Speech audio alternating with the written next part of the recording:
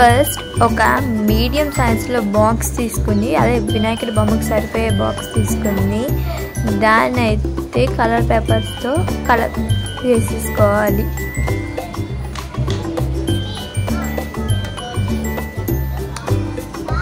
అదిగోండి gum use చేసి నేనైతే కలర్ పేపర్స్ని స్టిక్ చేసేస్తున్నాను.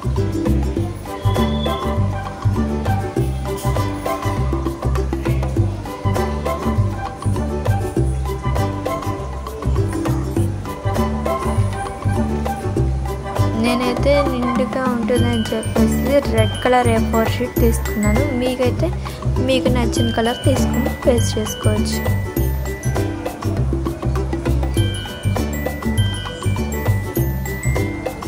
వినాయకుడి బొమ్మ పెట్టుకోవడానికి కింద అద్దుడుగా ఉండాలి కాబట్టి నేను రఫ్ పేపర్స్ ఏదో ఉంటే వేస్ట్ పేపర్స్ దాన్ని అయితే కింద బాక్స్ లోపల వేసేసుకున్నాను.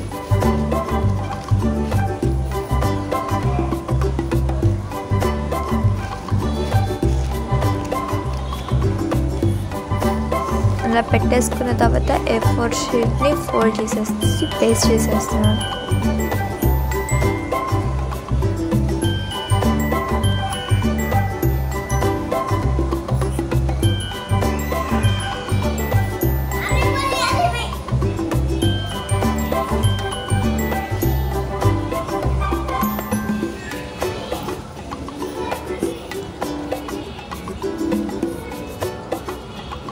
అదిగోండి పేస్ట్ చేసేసాం.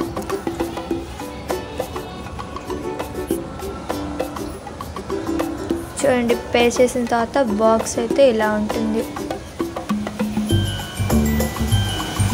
ఆ తర్వాత దీనికి సరిపోయిన కార్డ్బోర్డ్ తీసుకుని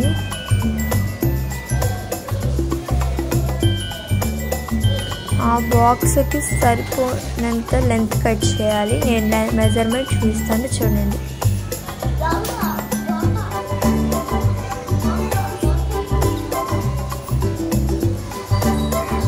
మీకు సరిపోయిన హైట్ అయితే మీరు తీసుకోవచ్చు. వెడల్పు అయితే బాక్స్ సరిపోయినంత వరకు పెట్టుకుని మిగతాది కట్ చేసేస్తున్నాను. కట్ చేసి దాన్ని కలర్ పేపర్స్తో స్టిక్ చేసేసుకుంటున్నాను. గ్రీన్తో నేను స్టిక్ చేసుకున్నాను. ఆ తర్వాత పెయింట్స్ తీసుకుని మనకి నచ్చిన కలర్తో దాన్ని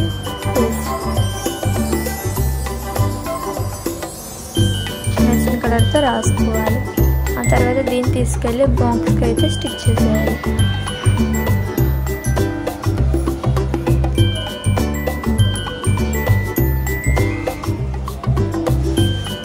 చూడండి స్టిక్ చేసిన తర్వాత మీకు చూపిస్తున్నాను.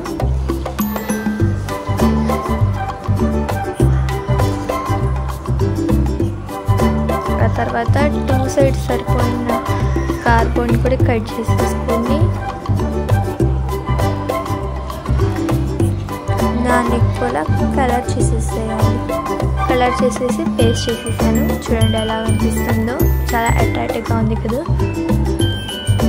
ఆ తర్వాత పైన బేస్కి ఒక కార్డ్బోర్డ్ తీసేసుకుని దాన్ని నేను పింక్ కలర్తో పేస్ట్ చేస్తున్నాను. మీకు నచ్చిన కలర్తో మీరు స్టిక్ చేసుకోవచ్చు. ఆ తర్వాత దాన్ని నేను మండపం పైన పెట్టేసి సింపుల్గా పింక్ కలర్తో డెకరేట్ చేసేసాను. చూడండి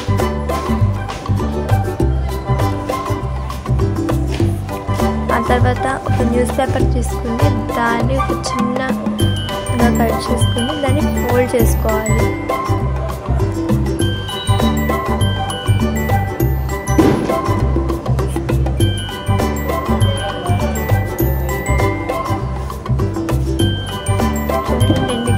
చేసి చూపిస్తున్నాను.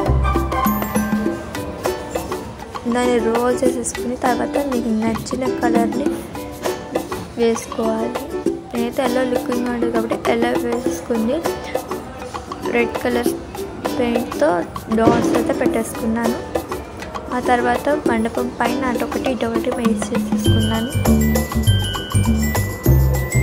ఆ తర్వాత ఇలానే చాలా కట్ చేసుకొని దాన్ని నీట్గా రోల్ చేసేసుకుని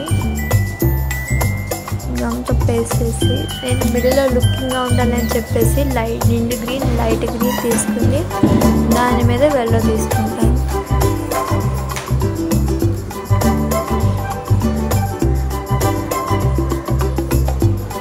ఎల్లో వేసేసిన తర్వాత రెడ్ డాట్స్ పెట్టుకోవాలి.